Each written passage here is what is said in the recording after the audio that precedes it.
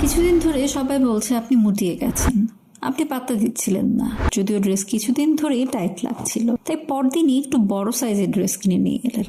কিন্তু এদিকে যে ওজন বেড়ে গেছে অনেকখানি, সেদিকে খেয়াল করার সময় নেই। সেদিন রাস্তার ধারে ওজন মাপার মেশিনে পা দিতেই চক্ষু যেন চড়ক গাছ। ওজন ছুটে চলেছে ঊর্ধ্বগতিতে। এর মাঝে ডাক্তারের কাছে যাওয়ার পর টেস্টের রিপোর্টেও সবকিছুই বেশি, ডায়াবেটিস, ফ্যাটি লিভার, কোলেস্টেরল সবকিছু। ডাক্তার বলে দিল ওজনের লাগাম টেনে ধরতে হবে, এবার আর কোনো ছাড়াছাড়ি নেই।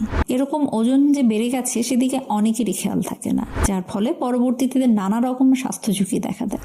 তাই আজকের ভিডিওতে কথা বলবো ওজন কিভাবে কমাবেন সে বিষয়ে।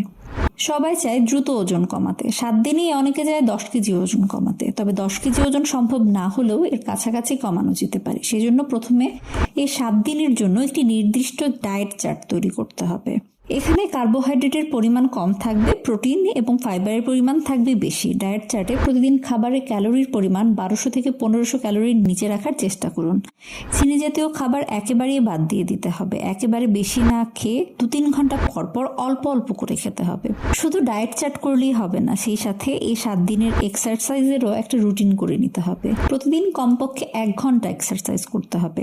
এই 1 ঘন্টায় হাঁটতে পারেন, দৌড়াতে পারেন, সাঁতার কাটতে পারেন, কার্ডিও করতে পারেন, জিমেও যেতে পারেন। এই সময় অবশ্যই প্রচুর পরিমাণে পানি পান করতে হবে। কোনো অবস্থাতেই ডিহাইড্রেটেড থাকা যাবে না। কোমল পানীয় পান করা যাবে না। দুধ, চিনিযুক্ত চা কিংবা কফি খাওয়া থেকে বিরত থাকতে হবে। স্ট্রেস থেকে দূরে থাকতে হবে, কারণ স্ট্রেস বাড়লে ওজনও বৃদ্ধি পায়। নিয়মিত 7-8 ঘন্টা ঘুমাতে হবে। তবে খুব দ্রুত ওজন কমানো স্বাস্থ্যের জন্য ক্ষতির কারণও হতে পারে, তাই কোনো ক্র্যাশ ডায়েট করার আগে কোনো নিউট্রিশনিস্টের পরামর্শ নিয়ে নেওয়া ভালো।